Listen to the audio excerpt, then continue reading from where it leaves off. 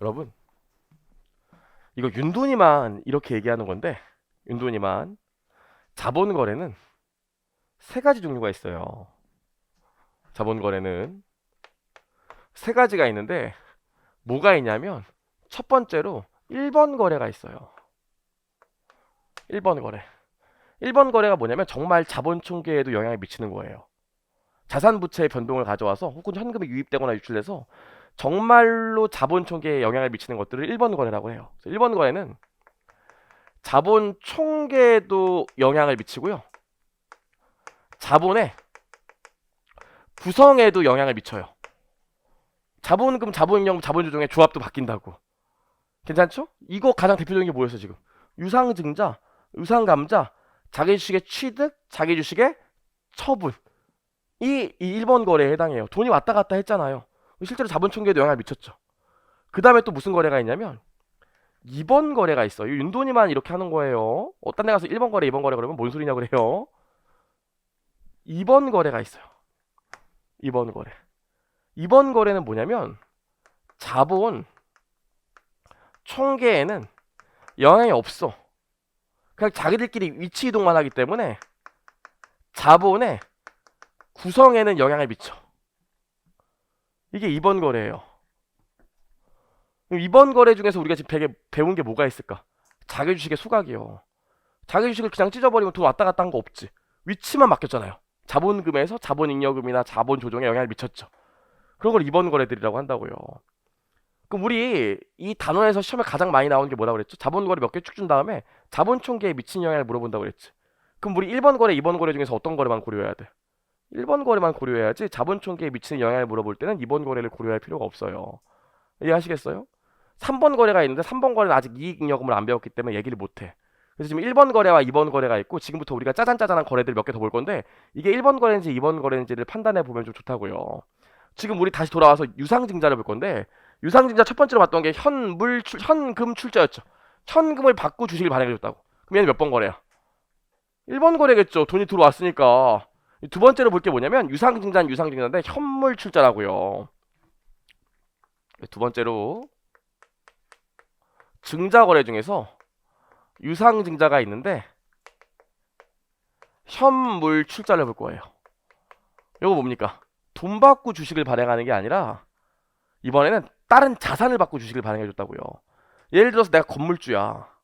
근데 우리 1층에 새 들어 사는 애들이 있는데 얘네가 회사 차린다고 해서 내가 봤는데 회사가 너무 괜찮아. 아직 좀 찢어지게 가난하고 하지만 얘네 몇 년만 밀어주면 잘 될 것 같아. 그럼 내가 야 나 니네 회사 주주가 좀 되고 싶은데 주식을 좀 주면 안 돼? 그랬더니 뭐라 그래? 돈 있으세요? 아 나도 돈은 없어. 나 건물밖에 없다고. 은근히 건물주 중에 돈 없는 사람들 많아요. 건물밖에 없다고. 그러면 뭐라 그래? 아, 그래도 한 배를 타고 싶으면 야 대신 내가 아예 이 건물을 너한테 줄게. 주식을 좀 발행해주면 안 돼? 뭐 이럴 수도 있다고요. 이런 걸 현물 출자라고 해요. 돈은 없는데 땅밖에 없다고. 근데 이 회사 주식에 꼭 참여하고 싶어. 그럼 어떻게 돼? 현물 출자하고 내가 이 회사의 주주가 되면 되겠죠. 우리 건물을 주고 주식을 받아온다고. 노무 출자 사원도 있어요. 개념상. 노무 출자 사원이 뭐예요? 일해주고 주식 받는 거죠. 제가 옛날에 여기 전에 있던 학원에서 약간 거의 노무 출자 사원이었거든요. 학원이 없어졌지만 그래요.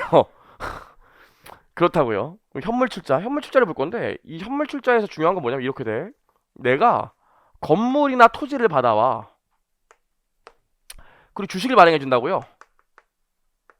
자본금, 주발초. 그럼 이 경우에 이슈가 되는 게 뭐냐면 주식의 발행 금액이 얼마야? 주식이 얼마짜리인지를 우리가 구해야 되는데 주식이 일반적으로 상장 기업이면 뭐 상관이 없는데 비상장 기업 같은 경우에는 우리 회사 주식이 얼마짜리인지 아는 게 쉬운 게 아니야. 심지어 그럼 뭐 저희 같은 회계사들한테 맡겨야 된다고. 상증세법에 의한 비상장 주식 가치평가 이런 거 맡겨야 되기 때문에 돈 많이 들어 귀찮다고. 그럼 어떻게 하는 게 제일 나이스하겠어요? 아무튼 요거 받고 주식 발행해 준 거니까 내가 받아온 자산의 공정 가치로 주식의 발행 금액을 결정하면 깔끔하지 않겠어요? 그래서 이게 1순위야. 현물 출자 같은 경우엔 내가 자산을 건물이나 토지를 받고 주식을 발행해 주는 경우엔 받아온 자산의 공정 가치로 주식의 발행가액을 그냥 결정한다고요. 괜찮죠 여기까지는? 여러분 네이버 돈이 많다고. 그럼 네이버 같은 데가 하는 게 뭐냐면 그 유망한 스타트업을 돈 주고 계속 산다니까. 유망한 스타트업에서 기술력을 돈 주고 그냥 사와요. 그런 경우가 되게 많아. 저 아는 분도 그 고등학교 때부터 컴퓨터에만 관심이 있었다는 거예요. 대학도 안 갔대. 혼자 회사를 차렸는데 매출은 지지부진했대요. 돈 버는 거 거의 없고 그냥 창고에서 계속 컴퓨터만 하고 있었대. 근데 네이버가 볼 때 그 기술력이 생각보다 괜찮았나 봐. 네이버가 그걸 100억 주고 샀다는 거예요. 그냥 반 그때 당시 나이가 26살이었는데. 에이, 자 그렇다고요. 인생 어떻게 될지 몰라요.